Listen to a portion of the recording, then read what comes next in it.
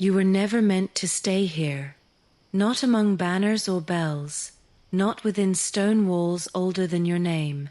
Tonight, you sleep inside a medieval castle, but not in the warm rooms, not near the fire. You sleep where the wind creeps through the cracks, where the smoke hangs low, where the floor remembers footsteps no one else does. You are not guest, not knight, not noble. You are here to be quiet, to take up no space, and still the castle sees you, and it does not sleep. It's later than you'd hoped when you arrive. The sun has already dropped below the tree line, and the shadows stretch long across the muddy road behind you. The wind is colder here, less forgiving than in the village. You smell wood smoke, manure, iron. The gates are open, just barely. Not for you, they never open for you, but because a merchant's cart had trouble passing through, and someone forgot to shut them again. You slip inside without being noticed, head bowed, feet quiet on the worn path of packed dirt that leads through the outer yard. This is not your home. You've never been here before. You were sent, told to deliver something, told to stay the night, if permitted. You carry no letter, no coin, just your name and the hope that no one asks too many questions. The castle is not grand, not like the ones in stories.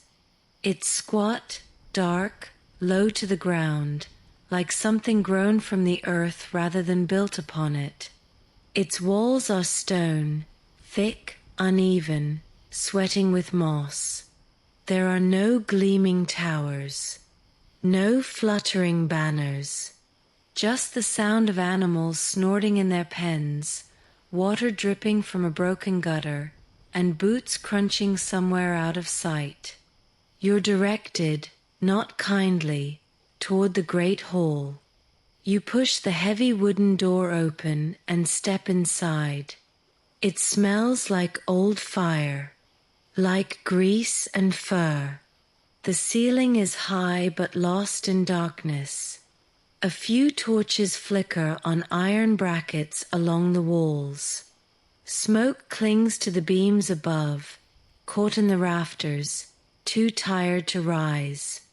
There is no warmth, only heat where you're close enough to feel it, near the central hearth, where a log collapses into embers with a sigh. A long table stretches across the room. Rough benches, worn thin. You're not allowed to sit. You stand at the edge of the hall, hands folded, eyes low.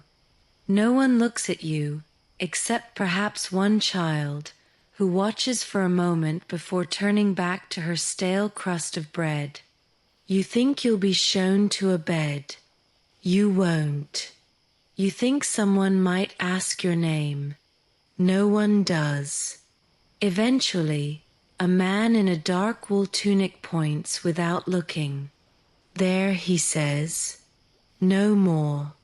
You're not sure what he meant, but you follow the gesture, toward a narrow doorway at the back of the hall, past barrels and sacks, past dogs sleeping on the floor, through another door, down one uneven stair, and there in the shadow of a cold stone wall, you see it.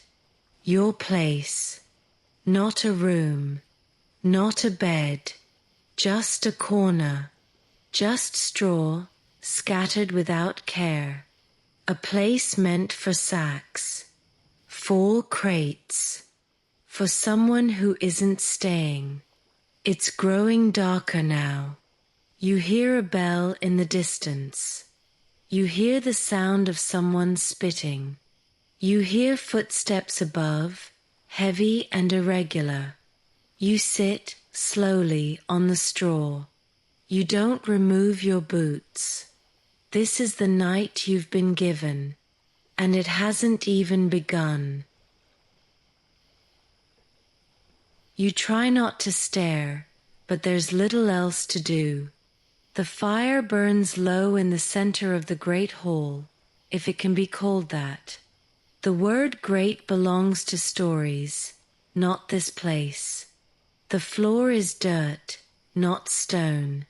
The beams overhead are crooked. Everything smells of old wood, damp wool, and the grease of too many unwashed hands. There are people gathered around the table, but you are not one of them. A lord sits at the head, wide shoulders wrapped in a fur cloak, his face half shadowed by the firelight. He chews loudly, doesn't speak, doesn't need to. No one around him speaks either, unless it's in a low murmur. Even laughter feels dangerous here. Too loud, too bright.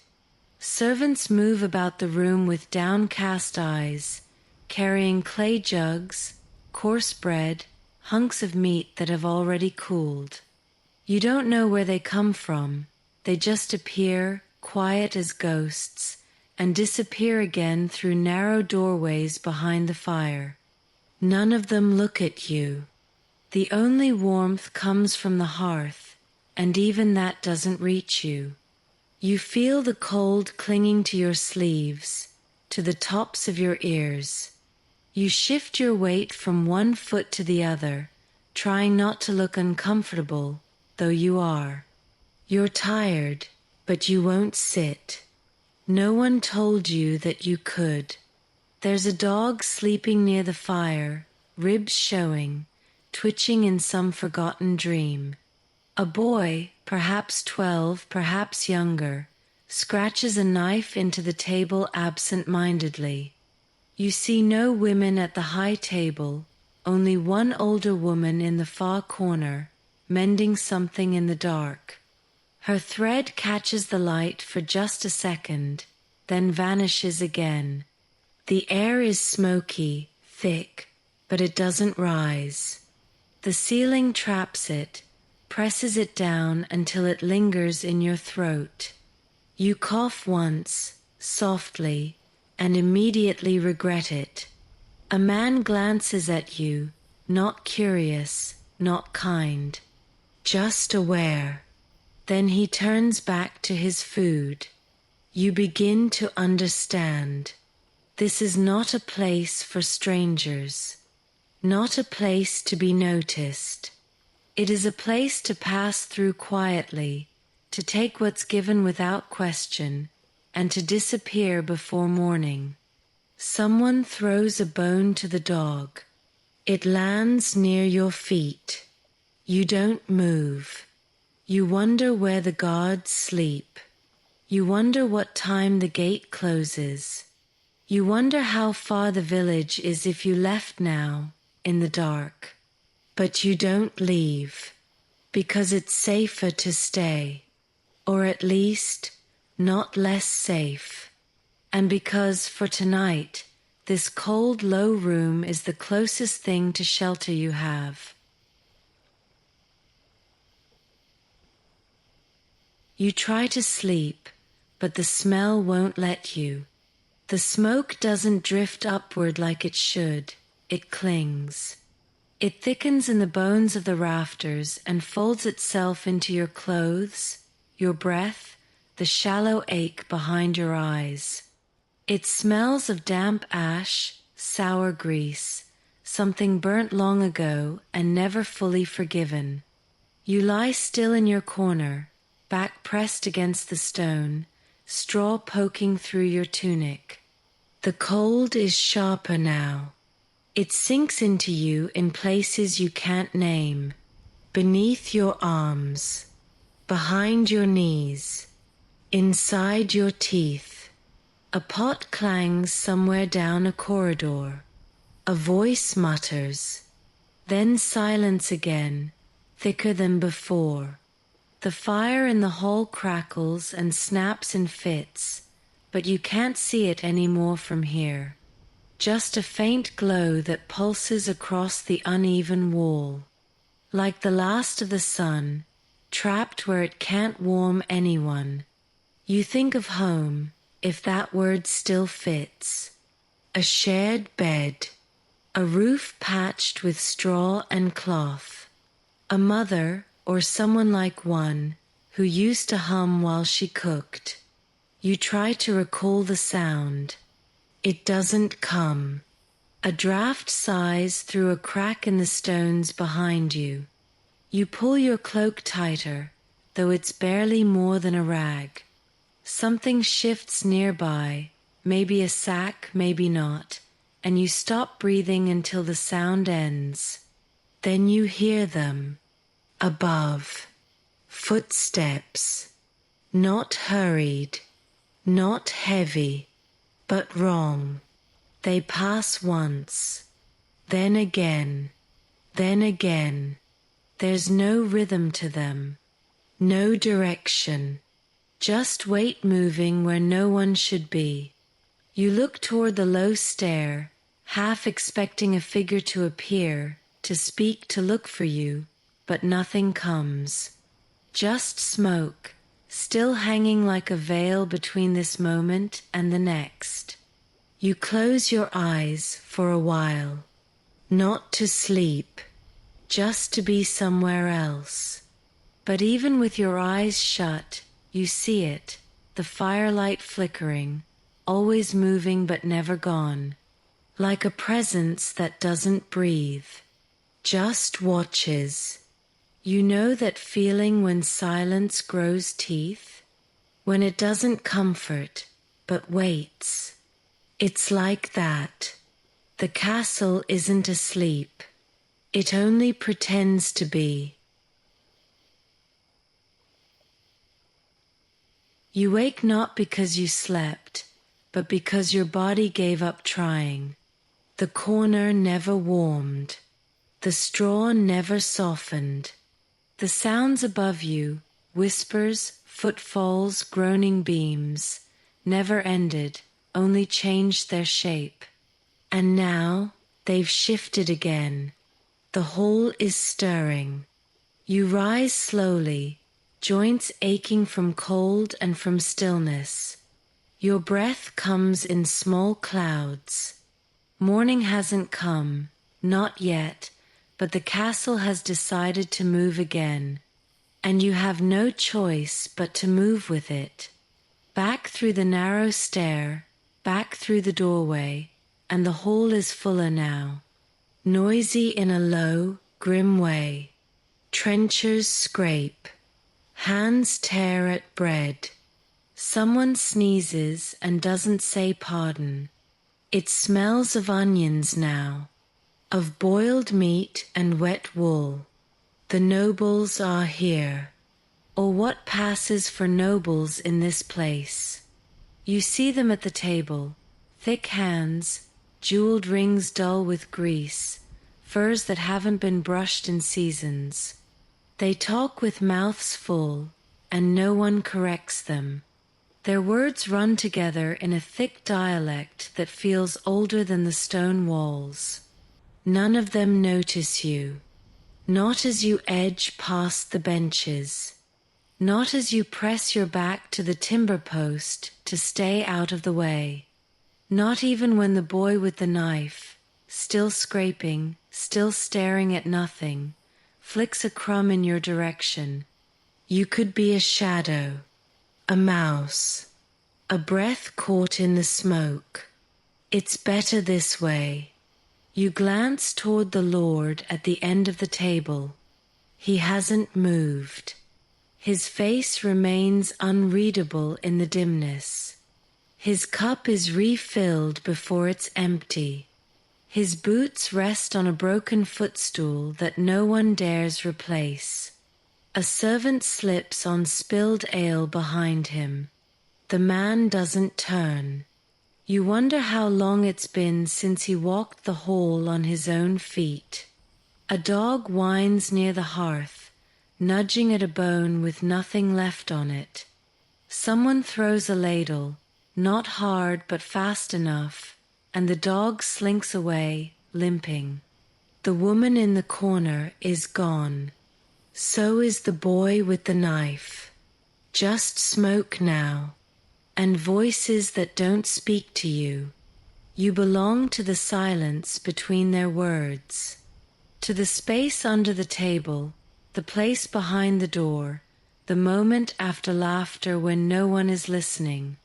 You don't expect a name here. You're not owed one, but still a part of you listens, just in case someone somewhere might say it. It happens without ceremony, without eye contact, without any sense that it's a choice. You stand too long. You're seen, not as a person, not quite, but as something still taking up space. A sack not yet moved, a broom leaning in the wrong place.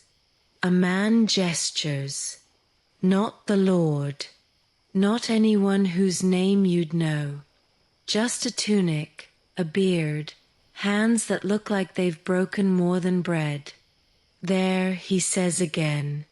Same word as before, same voice, as if it's the only one they know how to use for people like you. You nod before you've even looked. It doesn't matter. You already know what there means. It means away. It means wall. Not one near the fire. Not one near the servants.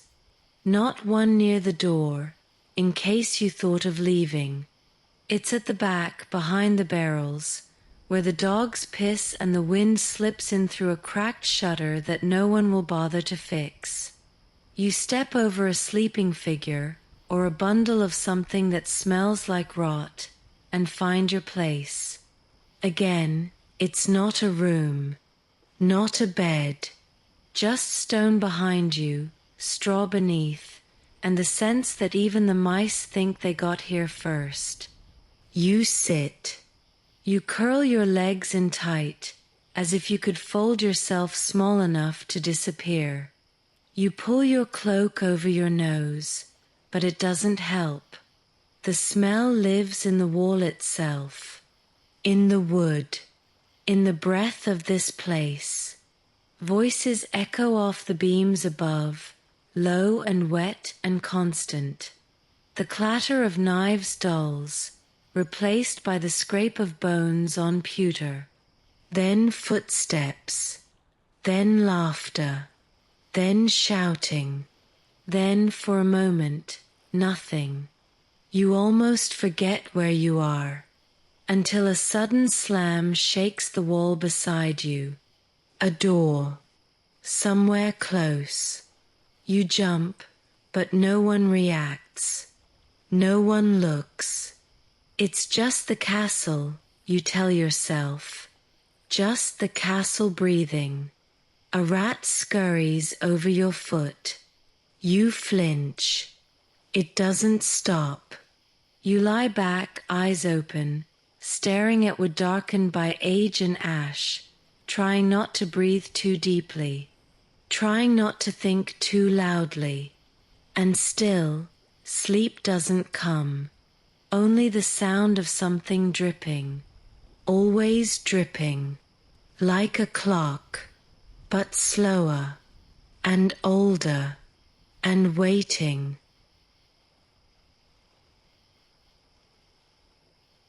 There's a kind of cold you expect, the kind you carry in with you, the kind that stiffens your fingers and makes your breath show like smoke. But this isn't that. This cold comes from inside the wall, from beneath the ground. It seeps through the straw, through your cloak, into your bones like it's always belonged there. Like the stone remembers every winter it's ever known, and has decided to pass them all to you. You shift, just slightly, to ease the ache in your hip. It doesn't help. The wall behind you is slick with moisture, and when you lean against it, it drinks the warmth straight from your back. You think of fire, not the one in the hole. You're too far for that. You think of fire in a hearth you used to know. A red-orange glow licking at dry wood, a crackling comfort, the scent of smoke that didn't suffocate. You try to remember the sound of someone stirring a pot, humming softly, a voice that called your name like it mattered. But those sounds don't exist here. Here, there is only cold, and the slow creak of beams shifting under weight they no longer trust. The others sleep, or pretend to, a huddle of shapes in corners, covered in sacks, faces turned to the wall. You don't ask who they are. You don't want them to speak. Words would break the thin thread of silence that keeps you separate, keeps you safe. A foot twitches. A cough rattles, then dies. Someone dreams aloud, just once, a word unintelligible, then silence again. And still, the cold presses closer. You try to wrap your arms tighter around yourself, but your fingers have gone stiff. They curl, but not with ease. You rub them against the rough fabric of your sleeve, hoping for friction, for fire. But all you find is dampness. The floor groans beneath you, not from movement, just from age. A sound so old, it might not even be sound. You wonder if the stone remembers names, if it keeps echoes pressed into its cracks, if every soul that's passed through this hole still lives here, in the cold. Maybe that's what it is. Not weather, just memory, just the weight of all those nights, stacked like firewood in the dark, burning nothing. Your eyes close again, not in sleep, but in retreat, and the cold stays with you, as if it too has nowhere else to go. It begins with a tickle, somewhere under your collar, at the base of your neck, a crawling, almost imaginary sensation, like a strand of hair or a breath. You brush it away. It returns, then another, then more. Soon your skin feels alive, but not in any way that means warmth. It's not just fleas, not just lice. This place moves. The straw beneath you writhes with things that feast on silence and warmth and skin. You clench your jaw and try not to scratch. But you do.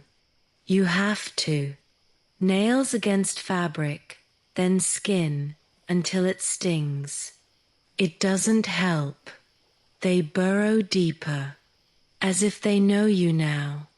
A rat squeaks behind you, too close. You turn your head and meet its eyes, two black beads in the dark, unblinking. It pauses, bold as breath, then darts across your leg like it owns the place. Because it does. They all do. The fleas, the rats, the gnats that swarm near the guttering torches. You are the guest here, the intruder, the one without roots in this stone. And there's the smell. You'd noticed it before, in hints, in pieces, but now it's full. It doesn't come from one thing, but many. Grease, rot, mold, human waste, burned fat, sour ale dried into cloth, layers of time packed into corners that no one dares clean. You smell iron too, sharp, old, maybe blood, maybe rust. There's no way to tell the difference in the dark. Your stomach turns. You press your face into your elbow, into your cloak, but it's no use. The stench is in the fabric, in your hair, in your breath. You think of clean water, but can't remember the last time you touched it. The fire is just embers now. You see no figures, only shadows, huddled and still. Someone coughs again, long, wet, hopeless. Then the drip starts again, somewhere distant, maybe in the walls. Drip, drip, drip. Not fast, not rhythmic, just present. A reminder that even the castle is leaking. You lie back, itchy, cold, throat closed against the scent. And still, you tell yourself this is better than outside. That a roof, however foul, is a gift. That tomorrow, maybe, you'll leave. But you don't believe it. Because the longer you lie here, the more the stone feels like part of you, as if it's waiting for you to stop moving, as if it always knew you'd come. It comes without warning, a scream high, raw, human, somewhere above you. It tears through the rafters like a blade, slices through the heavy dark and buries itself in your chest before you can move. Then nothing. No follow-up cry. No footsteps. No voices rushing to help. Just that one sound, hanging in the air like smoke. And then silence, heavier than before. You sit up, unsure if you actually heard it, or if your mind has finally begun to fracture under the weight of this place. But your heart is already beating too fast. Your breath comes in small, deliberate pulls. Your ears stretch, waiting for something more, a door, a footfall, anything to make sense of it. But there's only quiet, too quiet, not even the drip. Not even the rats. You try to tell yourself it was nothing. A dream. A bad cough. A door's hinge echoing strangely through stone. But you know that sound. You've heard it before, in the fields, in the woods, when someone falls, when someone's found, too late. And this scream was not surprise. It was pain. You glance around your shadowed corner. The other shapes remain still. None have risen. None speak. You wonder if they heard it too. If they're awake now, lying as still as you are, pretending sleep will protect them. The torches are burning lower. One has gone out. You can smell it, that faint hiss of wet wick, the scent of smoke with no light to follow. You don't move. You don't want to draw attention. Who screamed? Why? Did it end? You look toward the staircase, narrow, black, and for a moment you think you see a figure at the top. But it doesn't move.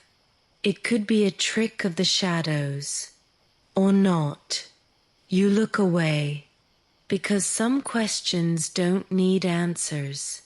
And because in this place, if you go looking for what made that sound, it might find you first.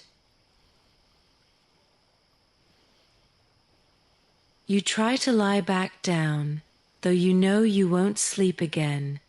The straw is colder now, or maybe it's you. You tuck your hands beneath your arms, shift your knees to keep them from shaking. You tell yourself not to think of the scream, but your body remembers it. It echoes in your spine, in the soft part between breaths. You stare at the low ceiling, at the beam above you, waiting for morning, though morning feels impossible here, like something that happens to other places. Then, movement. Not fast, not loud, just steady. You hear boots, not soft-soled, not like a servant's, heavy, shod in iron. They don't run, they don't creep, they walk, with purpose.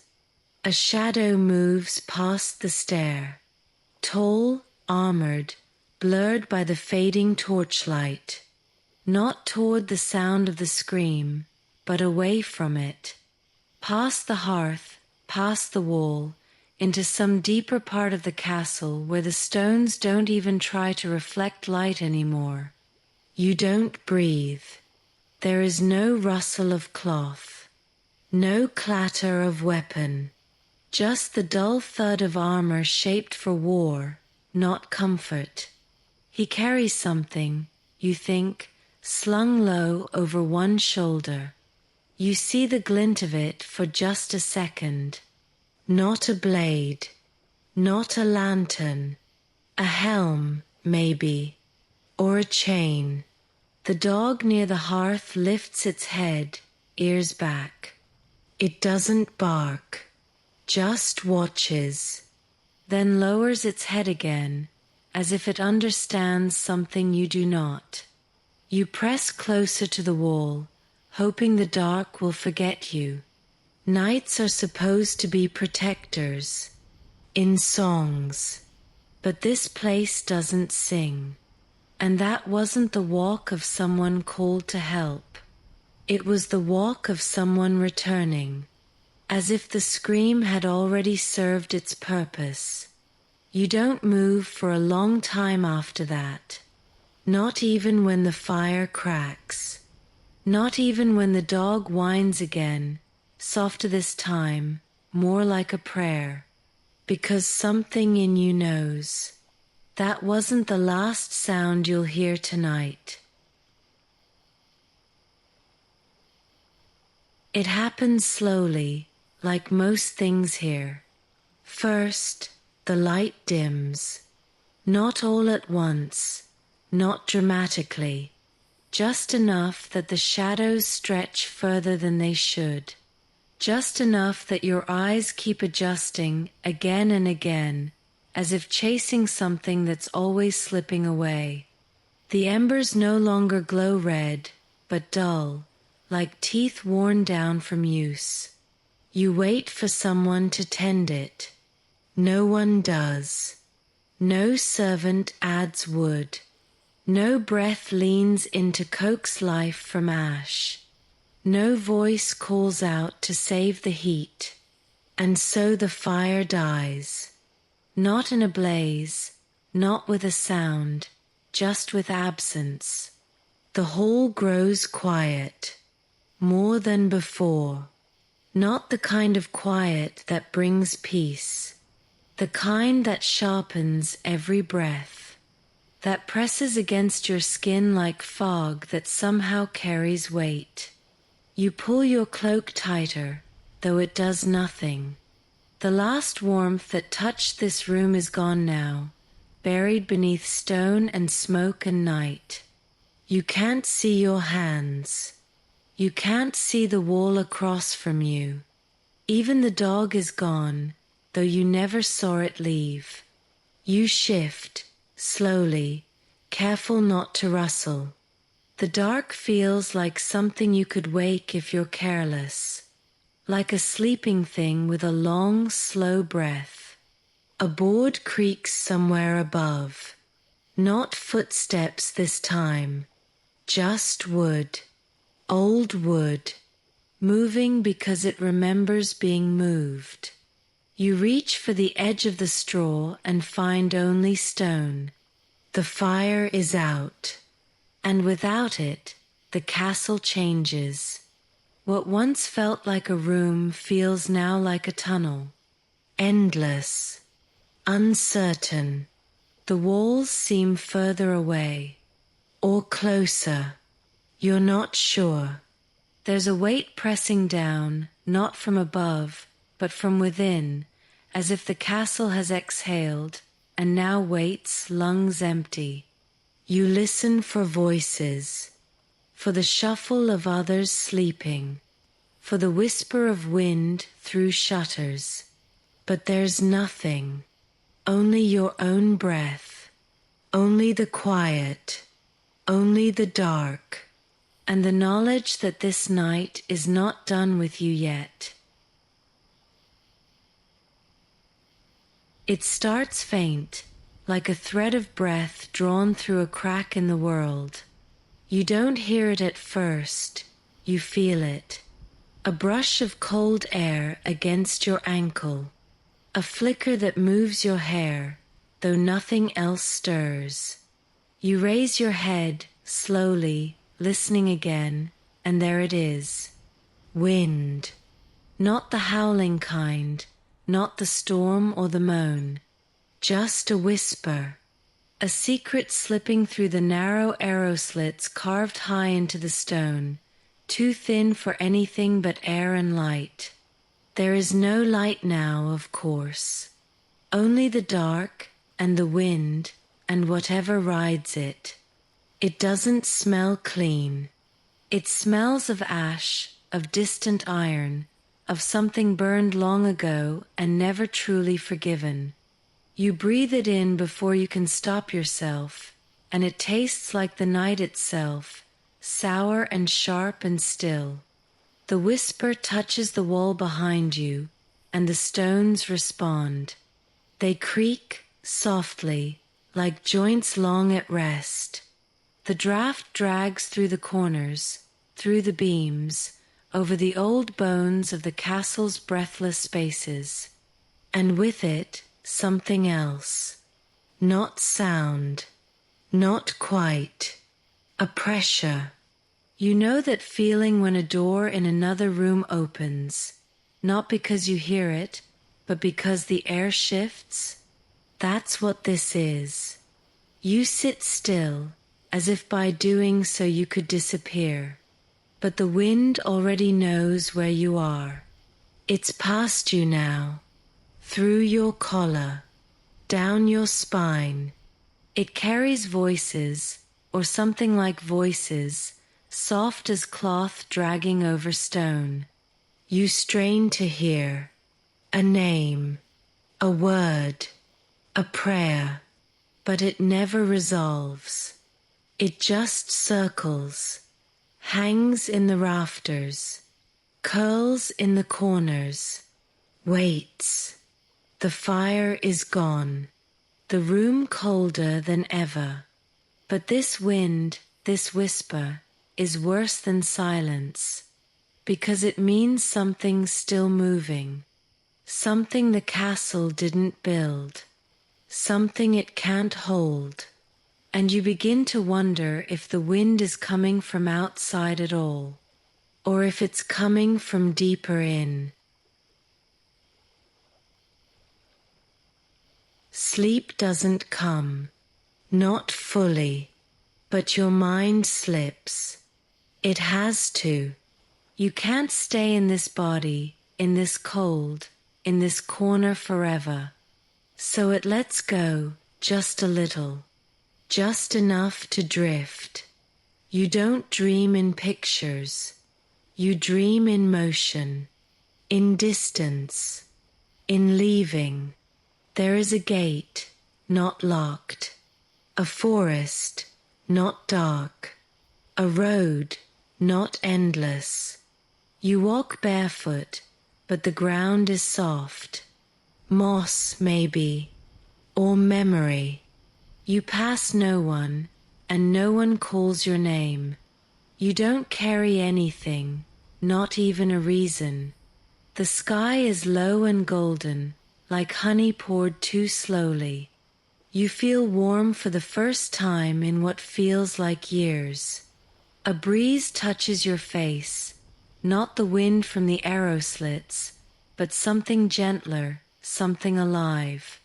You begin to run, not to flee, but because it feels like flying. And then, just as your foot lifts from the ground, it changes. The castle finds you again. Stone rises where the trees were. Smoke slips between the trunks. The golden sky curdles to grey.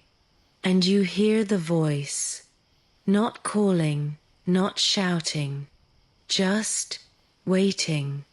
A voice with no mouth, no shape. A voice older than the gate. It speaks nothing you understand, but your bones recognize the sound. And your body stops running. Your dream thickens. The ground grows hard beneath you. Cold. Familiar. You open your eyes, or think you do, and you're back. Corner. Wall. Damp straw. As if you'd never left. But your heartbeat is wrong. Faster. Too loud. Because something in that dream wasn't a dream. Something came with you. You don't know if you imagined the breath at your neck just now. You don't know if you're truly awake. But you know you want out. And this time, when you think of the gate, you wonder if it was ever really there. The sound wakes you. Not your name. Not a bell. The sound of something breaking. Then a voice, low, furious, not meant to carry, but it does. Then another sound. Flesh on flesh. A grunt. A thud. A muffled cry. You don't move. You barely breathe. It's close. Maybe the kitchen. Maybe the hall. Somewhere just out of sight. The strikes continue, not rapid, not wild. Measured, like someone taking their time. You hear shuffling. Something knocked over. A plea, too soft to understand. Then another blow. And another. You don't know who it is. You won't ask. You can't afford to care. But your stomach knots all the same. Because it's not rage you hear, not passion. It's discipline. It's routine. This is not the first time. This is not the last. Eventually, the noise stops. Not because it's over, but because it's complete. You lie still, eyes open to nothing, waiting for footsteps that never come. No one leaves the room. No one checks on what's been done. The castle doesn't ask questions. You shift slightly in your corner, careful not to rustle. The stone beneath you is wet now. Maybe water. Maybe blood. Maybe the breath of a place that never forgets the weight of silence. You whisper to yourself that it wasn't you.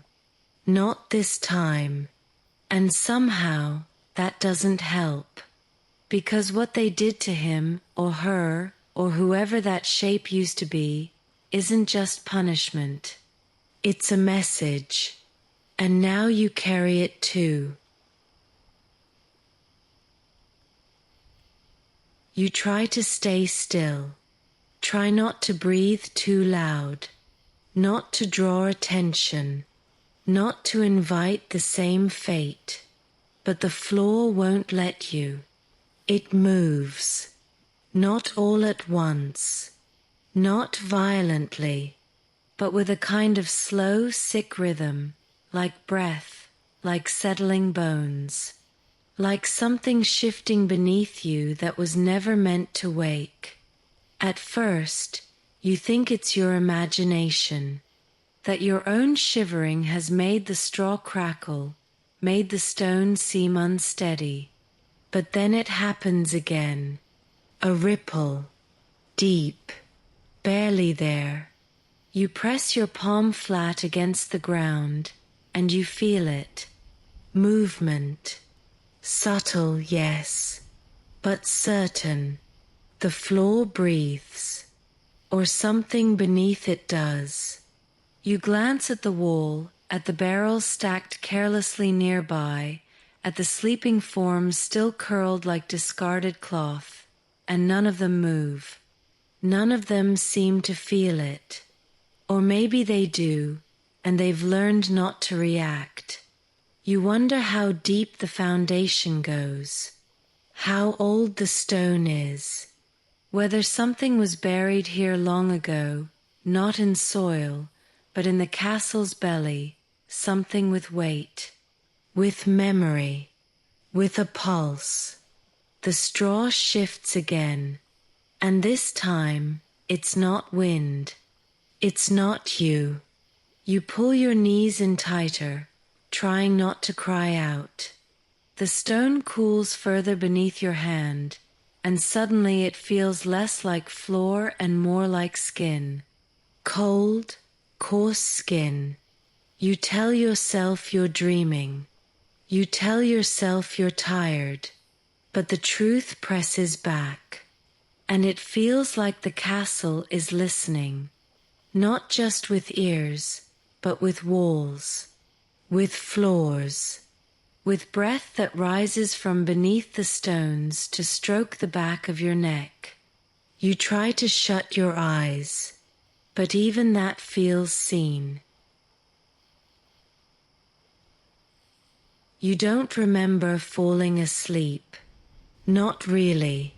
One moment you're watching the dark, your eyes wide, your mind spiraling in slow, cold circles. The next, you wake, and something is wrong. It's not louder, it's not colder, but something has shifted. Your legs are bent awkwardly. Your shoulder aches where it didn't before. And the wall is farther away than it was. You sit up, slowly, blink into blackness. There's a shape in your corner, lying where you had lain, back against the stone, cloak pulled tight, still, not moving, not snoring, just there, exactly where you were. You stare, heartbeat quickening, not from fear, not at first, but from the slow unfolding of wrongness. That was your place, and now it isn't. You try to speak. Nothing comes. You try again, softer than breath. Who? The shape shifts, not fast, not startled. Just adjusting, settling, as if it belongs there more than you ever did. You pull your legs in close, backing against a damp barrel, the straw crackling beneath you louder than thunder. No one else wakes. No one stirs. Just you, and the figure in your corner. You want to believe it's another servant. Another poor soul cast to the wall, but no one came down the stair. No one stepped past you. No one passed in the dark. And this person, if it is a person, smells of nothing. Not straw, not sweat, not even the rot that clings to every inch of this place. You feel the cold radiating from it. Not the night's cold, a deeper cold, quiet, still, familiar in a way you wish it weren't. The shape turns its head, not toward you, just slightly, as if listening, as if remembering. You press your hand to the floor to rise, to move away, and the stone pulses once beneath your palm, a slow, dull throb. And still, no one else wakes. Because maybe they've all met it before. And maybe it's your turn now. You wake again, or maybe you never truly slept. Your body feels heavier now. The kind of weight that doesn't come from exhaustion, but from surrender. Muscles loose, breath shallow, like you've sunk into the stone and left something behind. And still, it's dark. No shafts of sunlight through the arrow slits. No golden blur creeping across the hall. Just the same dull black, tinged faintly by ash and breath and silence. But the castle is moving again. You hear it in the floor, in boots scraping the stair, in voices, not loud, not warm, just present. You push yourself upright, every joint stiff, every nerve reluctant. The shape in your corner is gone. No trace. No warmth left behind. No indentation in the straw. Just emptiness, as if it had been imagined, or borrowed, or waiting. You rise slowly, avoiding the place where it lay. Around you, other forms shift, grumble, stretch, but no one speaks. No one meets your eyes. They look the way you feel, hollowed, bruised, still listening for something that hasn't yet ended. A bell rings somewhere far above, not cheerful, just a clang, a summons, and then a voice, sharp, tired, up. It's not meant for you specifically. It's for all of you, anyone breathing, anyone still able to stand. You do, because there's no other choice. Because to stay here, in this corner, in this quiet, feels more dangerous now than whatever comes next. The fire is out. The hall smells of cold meat and sweat. A pot boils somewhere, but it doesn't smell like food. You step carefully, legs unsure, past barrels, past bones, past whatever story the night carved into you. Outside the shutter, the sky is not bright, just less black, the grey of wet wool, of memory, of morning that forgot how to be morning. But it is technically a new day, and you are technically alive. You don't feel grateful.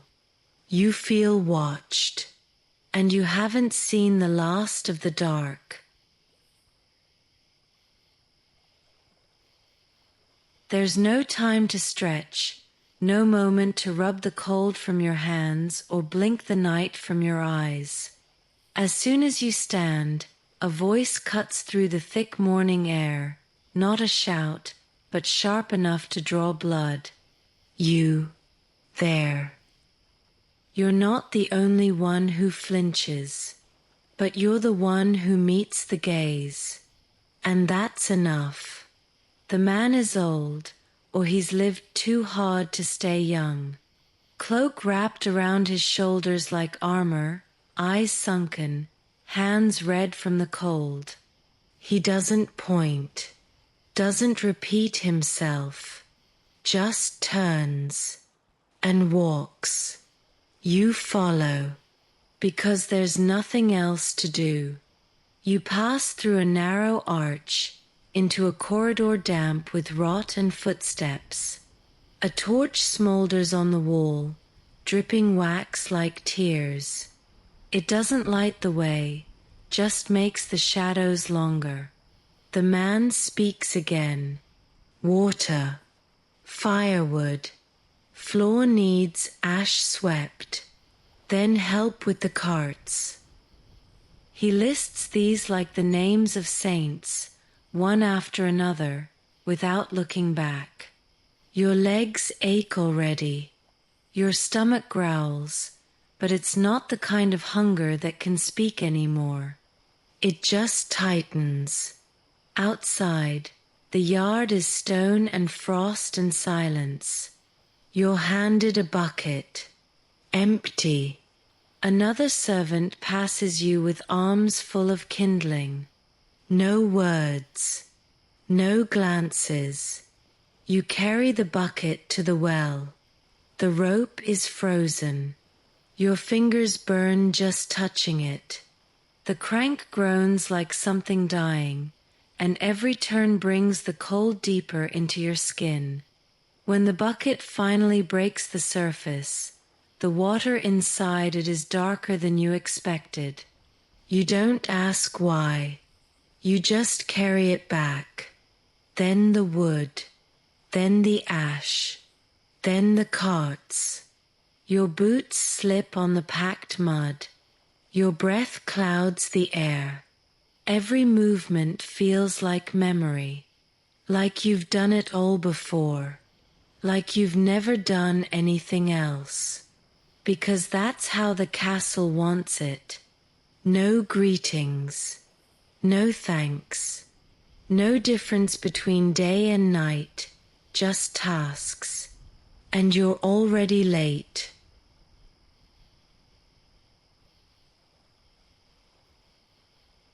They give you food when they remember. Not when you're done. Not when you're hungry. Just when the tasks pause long enough to notice you haven't collapsed yet.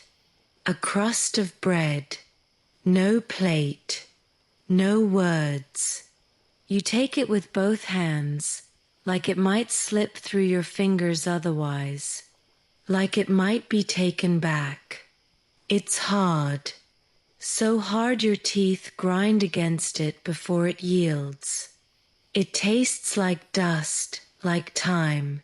The kind of bread that wasn't made for eating, but for surviving. You chew slowly, carefully, so your cracked lips don't split further. Each bite takes effort, as if the bread itself resists being consumed. No one watches you, but still, you eat like you're being judged. You sit on the low stone near the carts. The sun has not broken the sky, only a weak glow behind clouds the color of soot. You wonder if the sky ever truly clears here, if light has ever touched these stones without dying. Someone else sits near you. You don't look at them. They don't speak. You chew together in silence, as if this act, this ritual of bread and nothing else, has been passed down for centuries. You remember better meals, maybe. Maybe a bowl of warm broth once, thick with roots and salt. But that memory feels borrowed now. Something that happened to someone else. You shift your weight. Your back protests. Your feet burn with cold, then go numb again. You keep chewing. You keep breathing. You swallow. And then you rise. Because there's still more to carry. And this morning, like all mornings, will only end when the next one begins. The tasks stretch without end. Water, wood, ash, mud scraped from boots you didn't wear. You clean a spill in the hallway that no one will admit to. You carry a bundle twice your weight because no one else will. You lift, scrub, bend, fetch, without pause, without praise, without even the courtesy of being noticed. Faces pass you. Boots pass you. Cloaks brush your shoulder without apology. You open a door once, just once, and the man behind it glares at you like you spat in his food. You close it, and you don't open another, even when you're told to. You're sent to the stable, then the well again, then back to the hole to wipe something that looks too much like blood. You don't ask. You don't ask anything. No one speaks to you unless it's to point, to grunt, or to correct. You miss being invisible. At least then they didn't see you. Now they do, but only as hands, as weight, as something that moves things from one place to another. You think of the scream last night. You wonder if the one who screamed is still here, if they're scrubbing a floor just out of sight, if they're breathing under the same sky that never opens. The bread in your belly is gone now, burned up by work, by worry, by the cold that clings like mildew. You pass the man from earlier, the one who gave you the task, the voice that chose you. You don't expect a word, and you're not disappointed. He doesn't even nod, just turns away, cloak dragging in the straw.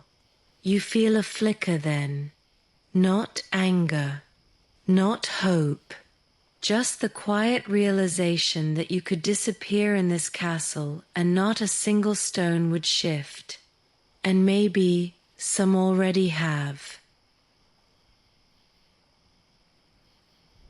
It happens just before midday. The bell rings, not the low clang for servants, but a sharper one, brighter, meant to draw eyes, to signal motion, to remind the walls who owns them. You hear the sounds first.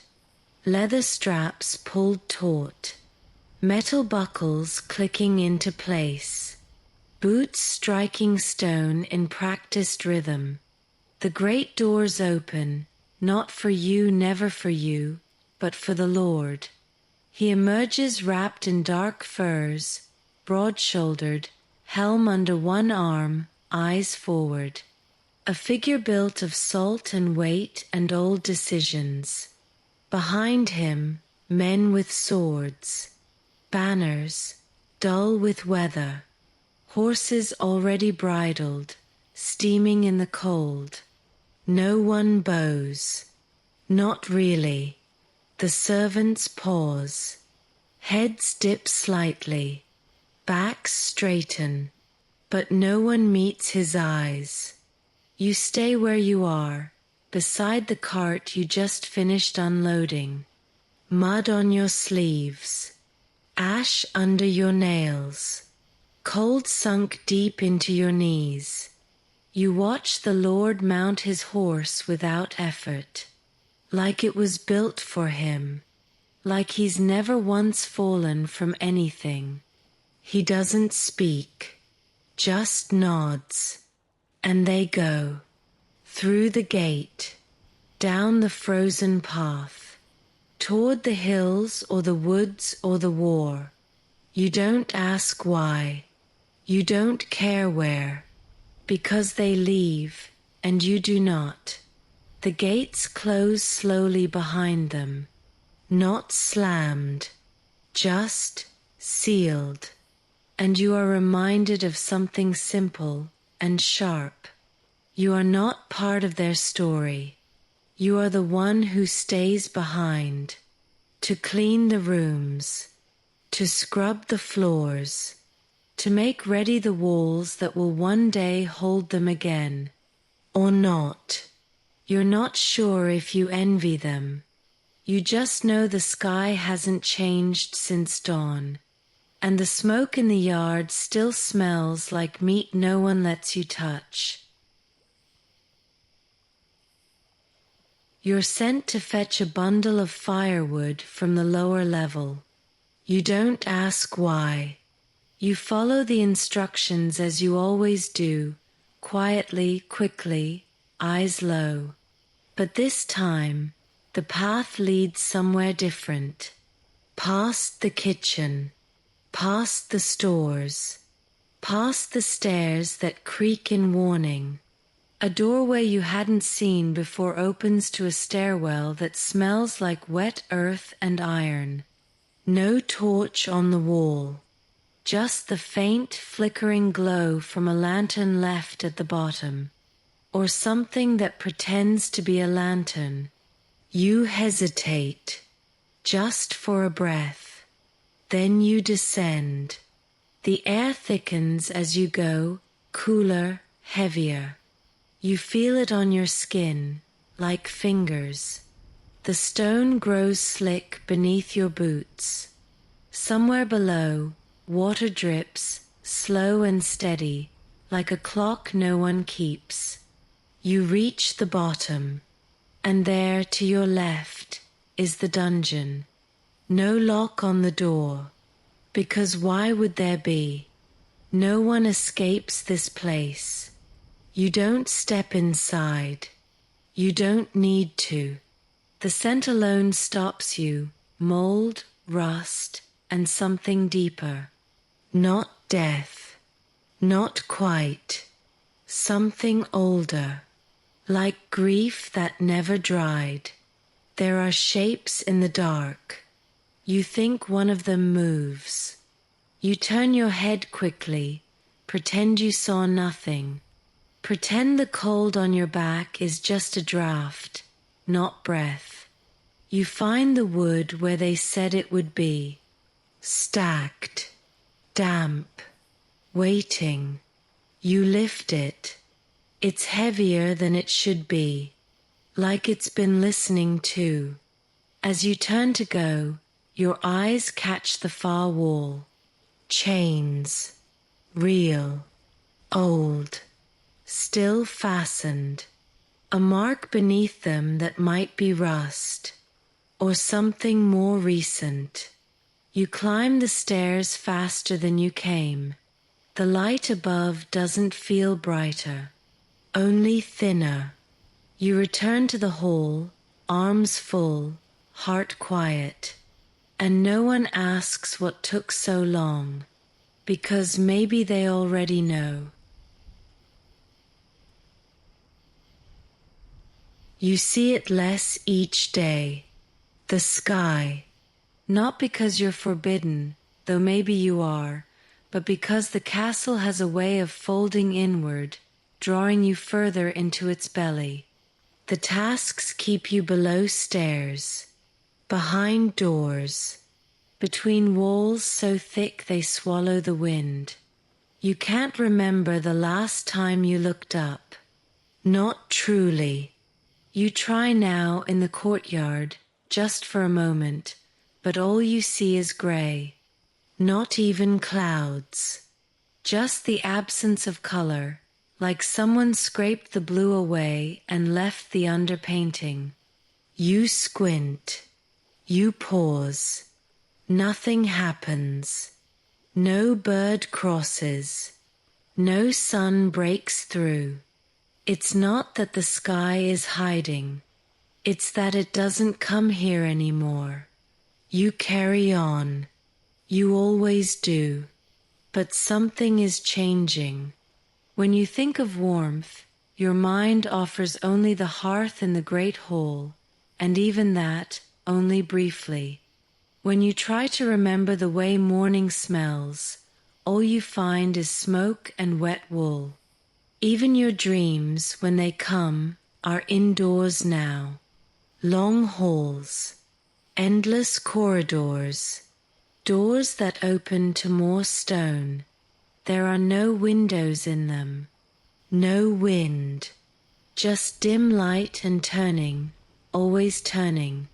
And the corners of your memory, the green hills, the river bend, the narrow road with its muddy edges, they grow quieter, like things you were told once, but never lived. You ask yourself, when was the last time you felt sunlight on your skin? And the silence that follows answers more truthfully than words ever could. 'Cause I can't remember the last time you looked up. Not truly. You try now in the courtyard, just for a moment, but all you see is grey. Not even clouds. When they tell you you're free to go, you nod. You don't ask why. You don't ask if you've earned it. You don't wait for thanks. Just nod, gather what little you brought, if anything remains, and step through the door that now, finally, opens for you. The yard is silent.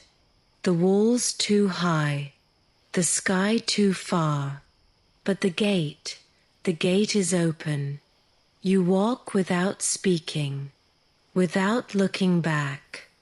No one stops you. No one notices you leave. And that, more than anything, tells you what you need to know. The road outside the castle is rutted and wet. Your boots are worn, your knees ache. But still, your body moves forward, as if guided by something older than reason. Something that simply wants to survive. You pass the tree line by dusk. The wind greets you like an old friend. You stop beneath an ash tree, somewhere in the middle of nothing. And when the cold creeps close again, as it will, you do not seek shelter. You do not knock on a door. You do not look for walls. Instead, you curl near the roots, beneath stars you'd nearly forgotten. The sky above you isn't kind. It's not soft or warm or welcoming, but it's true, and that is enough. You press your back to the earth, close your eyes, and promise yourself you will never sleep indoors again